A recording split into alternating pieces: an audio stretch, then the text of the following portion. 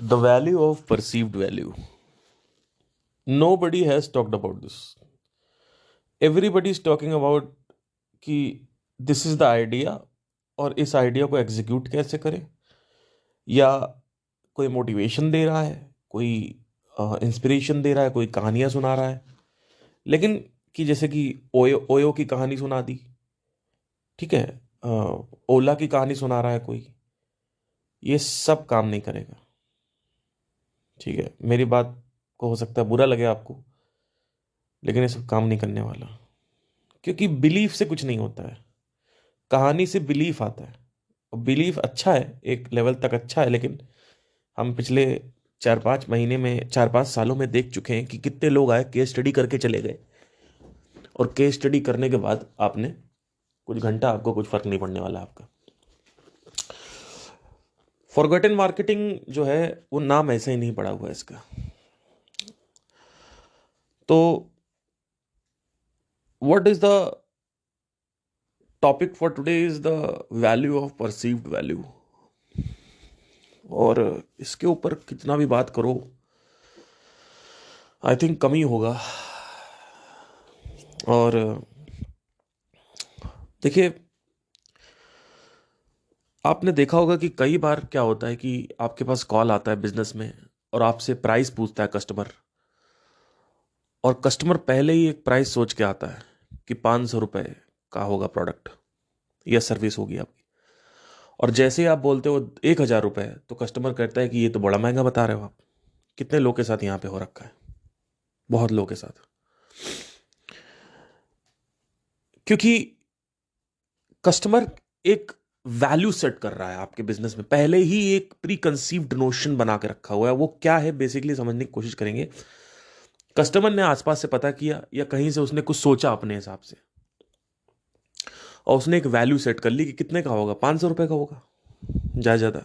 बाद में पता चला अरे 2,000 का है। ऐसा आपने सुना होगा केसेस, लोग आते हैं घर में बोलते हैं।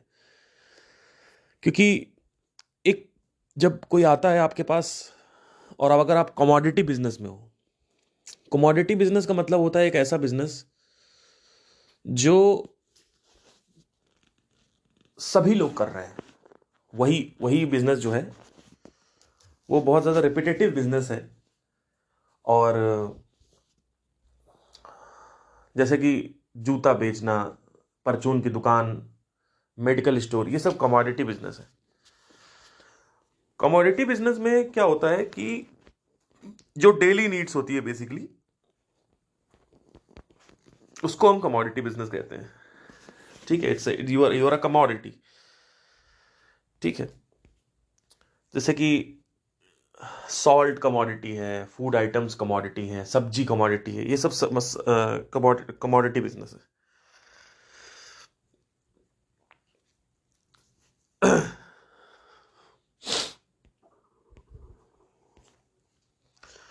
और जब आप कमोडिटी बिजनेस में चले आते हो,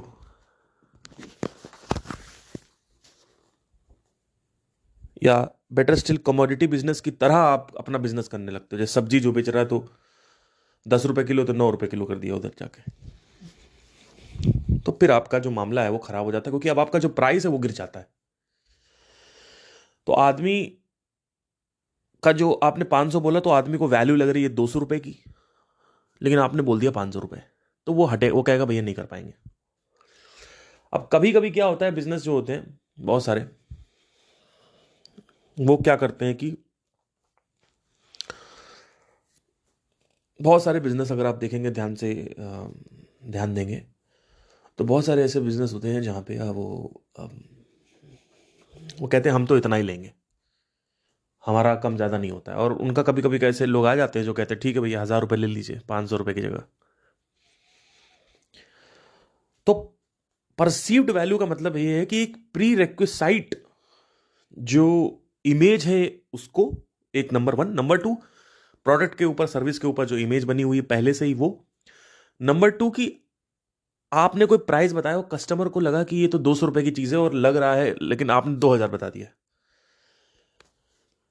तो एक परसेप्शन जो है कि एक जो जो marketing is all about perception. Marketing is not about product और कि कौन कन्विंस कर लेगा किसको, कस्टमर को, sell me this pen. You can not sell the pen unless and until he needs it. But if I ask you to sell the pen for 10,000 rupees, one single 10 rupees ka pen for 10,000 rupees, how can you sell it? The answer is that if you tell them that this is the pen from which Einstein wrote all his theses, या शाहरुख खान का लिखा हुआ pen है, या Tom cruise का personal pen है, ये कुछ ऐसा कि इस पेन को यूज किया गया है किसी सेलिब्रिटी को, तो इसकी परसीव्ड वैल्यू जो है वो बढ़ जाएगी।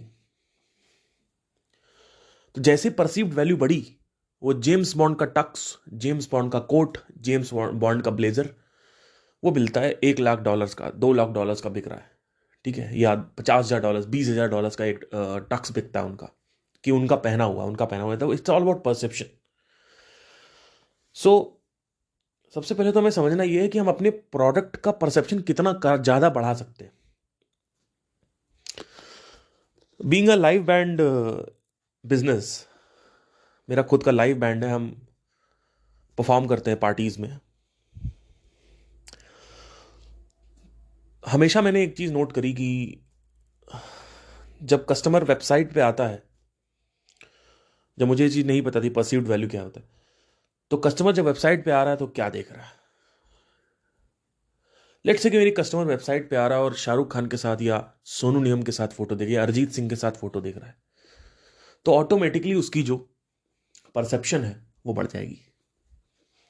लेकिन कस्टमर जब आता है तो वो देखता है कि वेबसाइट देखता है, और उसके बाद दूसरी वेबसाइट पे जाता है, वो वेबसाइट देखता है, तीसरी पे जाता है, वो वेबसाइट देखता है। तो ऐसे करते करते कस्टमर जो है वेबसाइट देखता है, और एक परसीव्ड वैल्यू अपने आप बनती जाती है, क्योंकि आप परसीव्ड वैल्यू जो हो रही है वो सरफेस को देख के हो रही है, यानी जो डिजाइन है वेबसाइट का उसको देख के हो रही है। पर ऑल्दो देखा जाए तो डिजाइन का इतना कोई फर्क नहीं पड़ता है, तो लेकिन लोग क्या करेंगे, डिजाइन पे काम करेंगे कि कितनी सुंदर वेबसाइट है। दूसरी चीज, जब मुझे ये बात पता चली कि जो परसीव्ड वैल्यू है वो बहुत जरूरी होती है, कि आदमी देखे और समझ जाए कि ये तो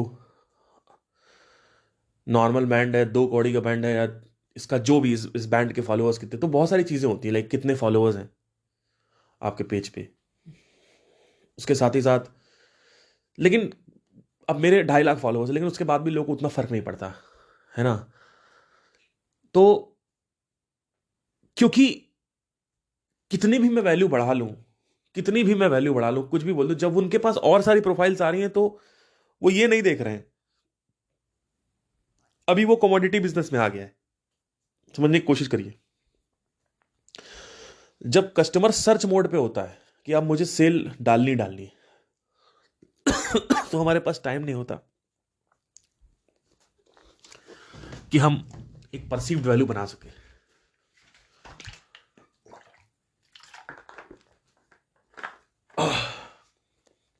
तो सिंपल सी चीज है, मैंने जब ये समझा, जब मैं प्रोसेस में गया कि परसीव्ड वैल्यू कितना बड़ा रेंज है, कि आपका मतलब है सोना, आपके ब्रांड का मतलब है सोना। आप अगर एक इन्फ्लुएंसर हो तो यू शुड बी सोना, यू शुड बी गोल्ड। इस तरीके की परसेप्शन वैल्यू आनी चाहिए। तो अगर मेरे बैंड की जो इमेजेस है उसके पीछे 5 स्टार 7 स्टार होटल ताज के सामने, जो होटल ताज की ब्रांडिंग है उसके सामने की अगर फोटो है, तो वो फोटो जो है उससे आदमी को लगेगा कि अरे इसने तो बड़े बड़े वेन्यू में काम किया हुआ है, यानी ये मेरे वेन्यू में भी आ सकता है, क्योंकि हम 5 स्टार वाला ही देख रहे हैं, हम तो 7 स्टार वाला ही देख रहे हैं।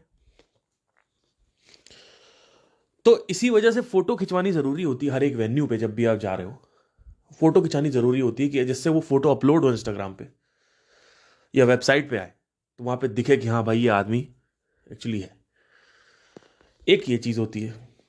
दूसरी चीज ये होती है बीइंग अ बैंड मेंबर, कि जब मैं इस वेबसाइट बनाता हूं अपनी, या कुछ भी हमारा जो काम होता है, जब कोई आता है हमारा ट्रैफिक लैंड करता है, तो वही देखता है परफॉर्म क्या कर रहा है। तो वो जो परफॉर्म कर रहा है वो पसंद करने की कोशिश करता है कि बैंड हमें पसंद है कि नहीं है। तो उसमें भी बहुत सारी चीजें हैं। तो इसमें भी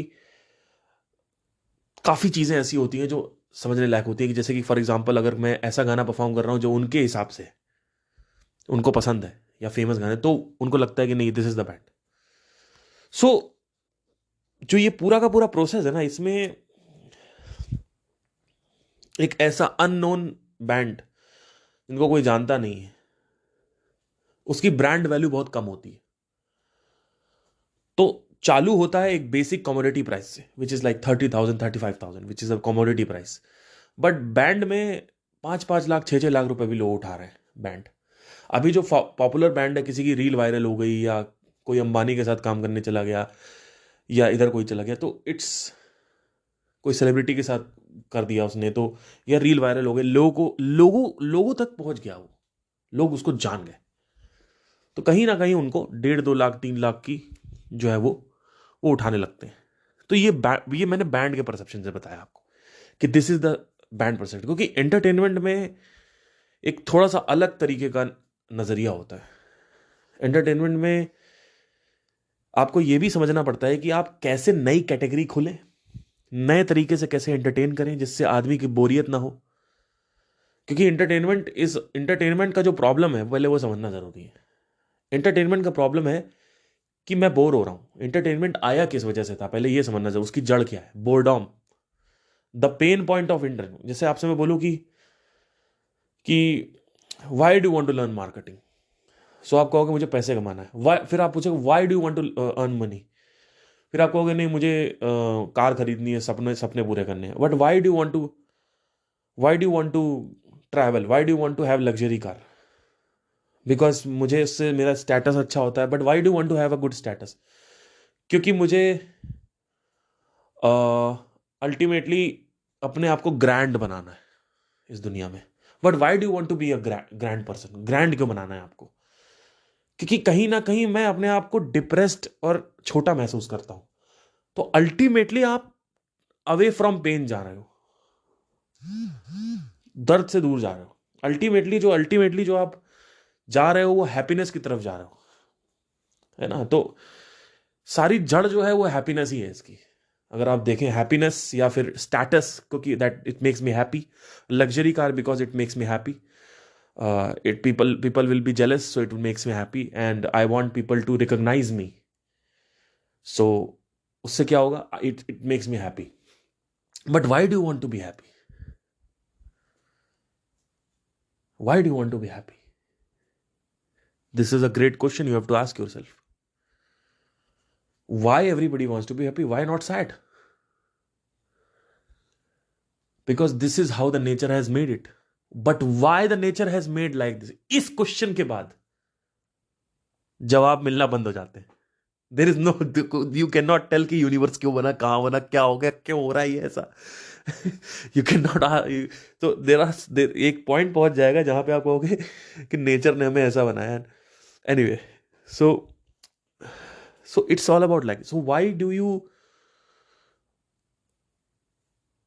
तो हम लोग कहाँ थे, परसीव्ड वैल्यू के ऊपर थे। वैसे चलिए उस पर आते हैं, भूल गए मैं। या सो न्यू कैटेगरी क्यों बनानी है? हाँ, सो एंटरटेनमेंट इंडस्ट्री जो है वो बोरियत के ऊपर काम करती है। तो कोई भी आप प्रोडक्ट उठा रहे हो, कोई भी सर्विस उठा रहे हो, आपको दो चीजें पूछनी है अपने आप से। मेरी प्रॉब्लम क्या है जो मैं सॉल्व कर रहा हूं, what is the problem I am solving right now. इसकी क्लैरिटी बहुत अच्छे से होनी चाहिए। कई लोग इसकी क्लैरिटी नहीं होती है। जैसे आप बोलते हो लाइव बैंड हम वेडिंग्स में करा रहे हैं, but why do want to go for live weddings? Why people go for live bands? Because they want to do something different. So is it a problem? क्या ये प्रॉब्लम है? Is it a problem कि they want to do something? No, this is not a problem. Definitely this is not a problem. This is a solution of something, but this is not a problem. What is the problem? Why people, what problem you are solving? What problem a live band owner solves, or a DJ, or a wedding decorator, or a event manager? What problem you are solving? Why a person hires a different band or a different setting, or why not DJ? Why band? Or DJ है तो why DJ? Because they want music so that people don't get bored. So what is the problem ultimately? So ultimately you want to make memories. This is the exact thing. But this is want. Again, this is want. Why do you want to make memories? I want to make memories. For what? मुझे अपनी शादी में memories बनानी, इसलिए मैं live band बुला रही हूं. For what? What is the problem you are solving? The clarity on the problem has to be there. The statement of the way we cannot find out a statement right now. What is the statement? What problem you are solving? Why are you hiring a photographer? Why are you doing pre-wedding shoot? Why are you planning a honeymoon? Why? फिर आप कहोगे okay I want to be honeymoon because मुझे अच्छा लगता है. तो अच्छा क्यों लगता है? किस वजह से अच्छा लग रहा है? Why do you want to make a memory? Let's come back to this question. Why do you want to make the memory? I want to make the memory, but why? So I'm doing different things. But why? This is a question that has to be solved. Why, what problem a live band owner or a DJ or a wedding decorator or a wedding organizer, whatever he is, what problem you are solving?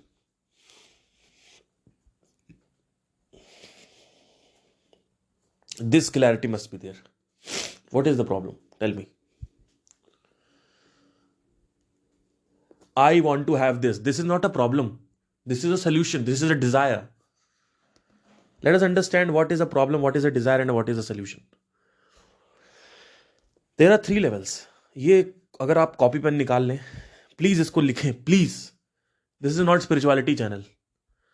Okay, इसको लिखें और अपने सामने लगा लें please. Number 1 है problem. I am board. This is a problem.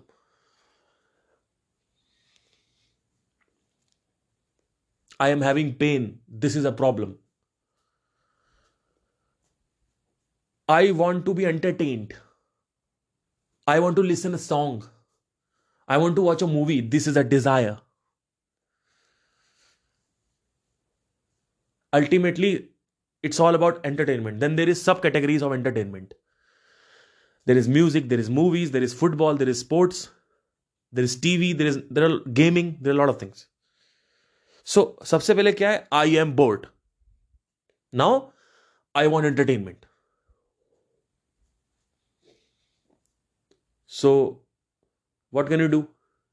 So, you can read books, you can do this, we can do that. है ना? तो जैसे आप उसमें से देखोगे लिस्टों में, तो कस्टमर कहेगा no no I want to watch a movie. तो सबसे पहले क्या आया? I am bored. उसके बाद आया I want to be entertained. Then entertainment category में क्या क्या है? I want to watch a movie. तो वो मूवी सब सेगमेंट में चला गया. क्लैरिटी देखो कैसे आ रही है. So now there is a problem, there is a desire. The desire is not the solution yet. Desire is a seeking. The solution is not found yet. He's seeking. He's in the research mode. Then there is a solution. ये clear करो. This is called fundamentals. ये clear करो अपने आप के अंदर.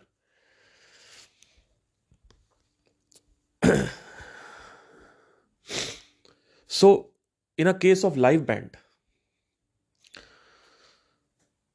the problem you are solving is that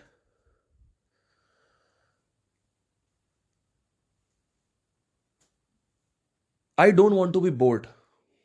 My families don't want to be bored. My guests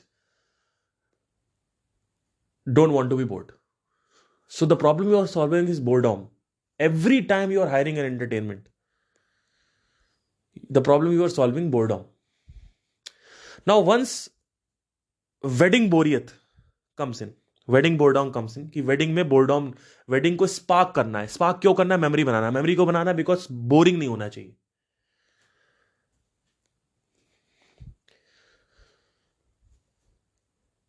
ultimately it's all boring. आप देखो एक ड्राई वेडिंग है जहां कुछ नहीं हो रहा है, और एक है बहुत खिलखिलाती हुई वेडिंग जहां सब कुछ हो रहा है. It's all about boredom.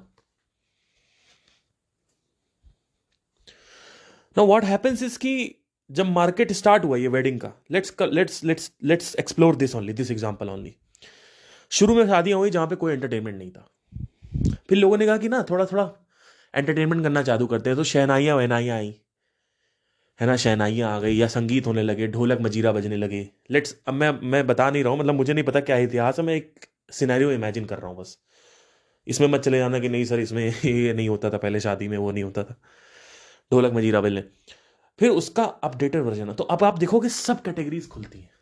तो अल्टीमेटली एंटरटेन बोरियत हुई, वेडिंग एंटरटेनमेंट। वेडिंग एंटरटेनमेंट में क्या हो सकता है, तो डीजे आ गया, शहनाई वाला आ गया, और डांस करने वाली कोई आ गई, है ना, ये आ गए, ये सब आ गए। फिर ऑर्केस्ट्रा आ गया, तो ये सब होता था। फिर एक नई कैटेगरी खुली। अब आप कहोगे नई कैटेगरी क्यों खुली, क्योंकि अल्टीमेटली जो प्रॉब्लम है, जो पीछे वाली प्रॉब्लम है, वो क्या थी? क्या क्या क्या थी बताइए? वो थी बोरियत। जो कोर प्रॉब्लम है, जो जड़ है, जहां से सब कुछ निकल रहा है। तो जैसे ही आप कोई चीज नहीं लेके आते हो, वो अल्टीमेटली वापस पीछे की तरफ ले जाने लगता है आपको। मतलब आपने शादी में डीजे बजवाया, तो जैसे वो बार बार रिपीट होगा, सैचुरेट होगा मार्केट, साल बीतते जाएंगे, आप देखोगे मार्केट सैचुरेट हो जाएगा। Because market saturation in the entertainment industry means that again boredom has come. So हर 5-6 साल में कुछ नया आएगा कि अब ये चल रहा है ट्रेंड में, अब ये चल रहा है ट्रेंड में, अब वो चल रहा है ट्रेंड में। सो आप पता है क्या सॉल्व कर रहे हो? आप एक ऐसी बोरियत सॉल्व कर रहे हो जो आज से 10 साल पहले बोरियत नहीं थी, एंटरटेनमेंट था। वो था डीजे। पर डीजे अब नहीं लगाते लोग, कहते डीजे हो गया, बोरियत हो गया, हमें कुछ अलग करना है। क्यों? क्योंकि it's boring. You are solving the problem of बोरियत। It's all about boring guys. It's all about boredom. It is always, whenever it is the entertainment industry, it is all about the boredom. Once something start repeating itself again and again, again and again, again and again, again and again, again and again, again and again, again and again, एक problem, एक point आएगा जहां पे that product becomes the solution becomes the problem. यानी जो solution है वो ultimately वापस प्रॉब्लम की तरफ ले गया आपको, वो है बोरियत, वो है बोरियत। तो डीजे बोर करने लगा लोगों को, ऐसे सब सब। तो अब आपको देखना है कि अब आपको जब आप पूरा ये मूवमेंट देखोगे, तो आप देखोगे पैटर्न क्या है। पैटर्न ये है कि हर 10 साल में कुछ नया आ रहा है। तो आइडियली अगर आप एक एंटरटेनर हो, चाहे वो किसी में भी हो, म्यूजिक एंटरटेनर हो या एक्टिंग हो, वट जो भी है, तो आपको कुछ नया लाना पड़ेगा। Ultimately you have to bring something new, and you shouldn't generate something new, because that takes a time, that takes a lot of time.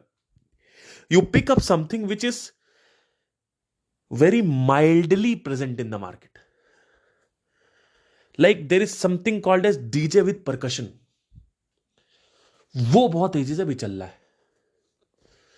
सो अब बहुत सारे जब लोग हो जाएंगे, तो you have to come out with a new category. Don't come into that, go into that same zone. So तो अब क्या करना है आपको? अब आपको ये समझना है कि ये पूरा मैंने समझाया कि so you have to, there is something called as problem ultimately, then there is desire, then there is solution of that, and solution keeps on changing from time to time. ये भी लिखना जरूरी है। There is problem, find out what is the problem. जब भी किसी sentence में I want this, I want that, ये लगा है, तो ये प्रॉब्लम नहीं है, एक सोल्यूशन है, सॉरी डिजायर है। लेकिन अगर वो कहता है कि जब कोई कह रहा है मुझे एक लाइव बैंड चाहिए, तो वो एक्चुअली उस सोल्यूशन, उसको पता है कि वो सोल्यूशन क्या है, वो सोल्यूशन की तरफ जा रहा है, राइट? बट अंदर से they want something different also, so they are always searching for something different. ये जो वर्ड है ना डिफरेंट, ये अपनी कोशिकाओं में घुसा लो। अपने जो हृदय की कोशिकाएं हैं ना, दिलों की गहराइयां हैं, ये बिजनेस में घुसा लो। डिफरेंट, ये बहुत बड़ा चीज है, गेम चेंजर है आपके लिए। ये इसीलिए मैं इस पे इतना बात करता हूं, क्योंकि it's all about being different. But entertainment में it's about just being different, and it's about just you know It's about just bringing some, like Michael Jackson. So there was jazz and R&B, you know. It was going on, don't let me down. It was going on like that. Then MJ आ गया, and he started coming up something new, right? यहाँ पे एक बहुत fundamental problem जो आप देख पा रहे होगे वो है कि आपके पास ऑडियंस ही नहीं है बात करने के लिए. आप देखो, यहाँ आप अगर क्वेश्चन आएगा कि भाई ठीक है कुछ नया लाना है, लेकिन किसको हमने लेके अगर आए तो जंगल में मोर नाचा किसने देखा? राइट. तो ये एक फंडामेंटल प्रॉब्लम है. इसी वजह से कलेक्ट करना पड़ता है, ईमेल एड्रेस कलेक्ट करना पड़ता है, फॉलोअर्स कलेक्ट करने पड़ते हैं. अगर आपके फॉलोअर्स हैं, you have to go into this. So जब कोई रील वायरल होती है तो इट इज ऑलरेडी कॉन्ग्रीगेशन है एक जगह. कॉन्ग्रीगेशन के बारे में मैं बात करूंगा. ग्रुप है पूरा का पूरा इंस्टाग्राम में, तो वहां पे ऑलरेडी ऑडियंस है. तो जब रील वायरल होती है तो सबको वही एक चीज दिखाई जाती है, और उस रील से लोग के अंदर डिजायर आता है उस आदमी के लिए, उस सिंगर के लिए, उस लाइव बैंड के लिए. ठीक है. तो इसी वजह से काम मिलना चालू हो जाता है. बिकॉज अल्टीमेटली वो एक ग्रुप है जहां पे आप टेबल के ऊपर खड़े हुए और उस ग्रुप के सामने आप बोल रहे हो ये आया है नया. लेकिन अभी यहां पे जैसे आप देख रहे होगे पूरा मूवमेंट मैंने आपको बताया, आप कहोगे कि यार ठीक है मुझे समझ में तो आ रहा है आप क्या बोल रहे हो, लेकिन ये सब मैं दिखाऊंगा कहां जाके कि नया कुछ आया लेके आया हूं मैं या कुछ नया लेके आया हूं, दिखाऊंगा कहां जाके मैं? एग्जैक्टली ये क्वेश्चन है. So you have to collect the audience, always collect the audience. Now why Instagram and Facebook is not a great is not better than email? Because guys Instagram and Facebook अपना algorithm change करते रहते हैं, और YouTube भी आ गया इसमें, सारे आ गए, लिंक्डइन वगैरह जो भी लेना चाहते हो सारे सोशल मीडिया. पर ईमेल एड्रेस जो है ना जड़ है इन सब की. ईमेल एड्रेस कभी चेंज नहीं होता. प्लस ईमेल सस्ता भी, और ईमेल का जो रिजल्टेंट है वो बहुत अच्छा आया हुआ है. समझने की कोशिश करिए. तो क्या हो रहा है कि देखिए, जो इसलिए कलेक्ट आपको ईमेल पे करना है, जितना हो सके कलेक्ट करना है. किसको कलेक्ट करना है? सबको नहीं कलेक्ट करना है. आपका जो टारगेट सेगमेंट है, जो इंटरेस्टेड है, जैसे कि फॉर एग्जांपल कोई म्यूजिक से इंटरेस्टेड है, तो म्यूजिक में किस में इंटरेस्टेड है? तो ठीक है, कीबोर्ड में तो कीबोर्ड बजाना है. ठीक है, गिटार बजाना है तो गिटार की ऑडियंस होनी चाहिए आपके पास. तो जब ये ऑडियंस आपके पास आ जाएगी, जितने भी आपका टारगेट होना चाहिए हमेशा, जितने भी गिटार के लोग हैं सबका आपके पास रहे, तो आप सबको भेज भेज के ना मार्केट में कुछ नया ला सकते हो. अब मार्केट आपके हाथ में, लेकिन मार्केट आपके हाथ में लोगों का प्रॉब्लम पता है क्या है? लोगों के पास, क्योंकि कन्वर्सेशन एक एक नहीं करनी होती है, एक एक आदमी से या एक पूरे के पूरे ग्रुप से एक बार कन्वर्सेशन करनी नहीं होती, कई बार कन्वर्सेशन करनी होती है. उसके लिए आपको एक कलेक्शन ऑफ बंडल या ग्रुपिंग ऑफ लोग चाहिए, जो ईमेल लिस्ट चाहिए आपको. तो that is called, this is the power of list. That's what I am telling ना, you have to have a list. So you have to have all the people who are going to get married in next 3 years if you are into wedding entertainment, or next 2 years. So you can talk to them, you can nurture them. This is the power of congregation, right? So this is one of the greatest thing. But एक मैंने हमेशा देखा है कि do not create a desire. The desire is always there. The solution keeps on changing. You know, I want to have I want to have clean teeth. My mouth is smelling. I am having smell from my mouth. I have yellow teeth. This is all wants, and like, see, my mouth is smelling. This is a problem. I want my mouth to not smell, or खुशबू आए उसमें से. It should be, the bad order should not be there, the good order should be there. I want my mouth to be a good smell. This is a desire. The problem is I have a bad breath. Now ये दोनों में अभी आप नहीं आए हो, कहीं entrepreneur नहीं एंटर किया है यहाँ पे.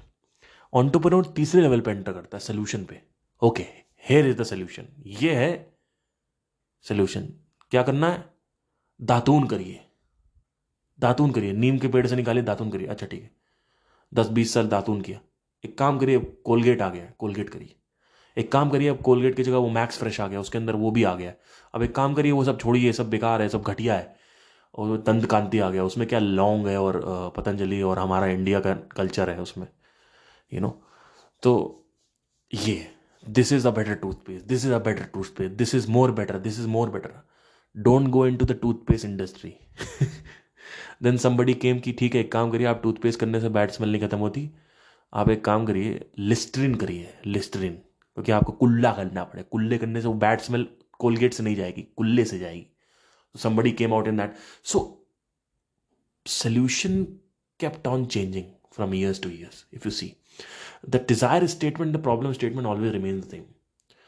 So why permanently क्यों नहीं खत्म हो रही है प्रॉब्लम? बिकॉज ये प्रॉब्लम सुबह उठते ही वापस आ जाती है.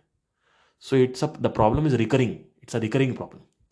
आप कहोगे एक बार में, ऐसे भी बहुत सारी प्रॉब्लम्स हैं जो एक बार में, जैसे शादी हो गई तो हो गई, अब आपको उसमें अब दूसरे किसी की शादी देखनी है आपको, अब उस आदमी से आपको बिजनेस नहीं मिलेगा शादी के लिए, right?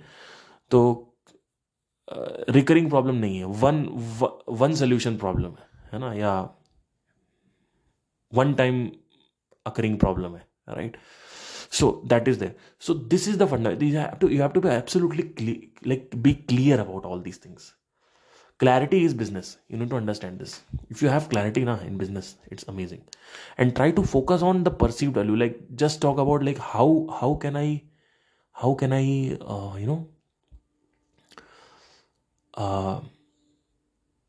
improve that first impression, or second impression, third impression, entire impression. Like if a person comes to my page, what should he see so that the value is increased? If the person comes to my Instagram page, what should he see? Website पे है तो क्या देखना चाहिए? And let's say कि कोई person research mode पे है और आपके आप गूगल सर्च पे हमेशा आते रहते हो, नॉट ऑन द एड, मैं ऑर्गेनिक की बात कर रहा हूँ. आप हर जगह दिख रहे हो, इंस्टाग्राम पे जा रहा है वहाँ भी दिखा, आप फेसबुक पे भी दिख रहे हो, उसमें लिखा हुआ है कि उसमें अंदर जाता है कोई तो आपकी फ़ोटो लगी हुई है, आप बड़े बड़े ब्रांड्स के साथ आप काम कर चुके हो, वो आप दिखा रहे, तो परसेप्शन बढ़ता है. बार बार अगर आप दिखोगे तो आदमी रिसर्च मोड में जाता है. ये जो शादियों के लिए जो बैंड्स बुक होते हैं, ये डीजे बुक होते हैं, आदमी रिसर्च करता रहता है. वेडिंग वेन्यूज़ आदमी रिसर्च करता है पहले, तो उसमें भी आप खेल खेल सकते हो. ये तो ये देखना है कि कैसे मैं परसीव्ड वैल्यू बढ़ाऊँ अपने कस्टमर की. और परसीव्ड वैल्यू बढ़ाने के लिए इसीलिए ऑफर, जब जैसे कोई प्रोडक्ट आपने वेबिनार में देखा होगा, आपको ये मिलेगा, फिर आपको ये मिलेगा, आपको ये मिलेगा, ये मिलेगा, ये मिलेगा, वो क्या कर रहे हैं? वैल्यू बढ़ा रहे हैं. वो 1,000 रुपये का प्रोडक्ट को 1,00,000 रुपये दिखाना चाहते हैं, और एक्चुअली में 1,00,000 होना चाहिए, तब जाके कोई 10,000 रुपये का खरीदता है. तो जब भी कोई आपकी प्राइसिंग आप लगा रहे हो, तो आपकी प्राइसिंग से 10 गुना ज़्यादा परसीव्ड वैल्यू पहले ही होनी चाहिए उसके माइंड में, तब जाके उसका जो प्राइस रेजिस्टेंस है वो घटेगा. ये थोड़ा सा समझना पड़ेगा आपको. Thank you guys, take care.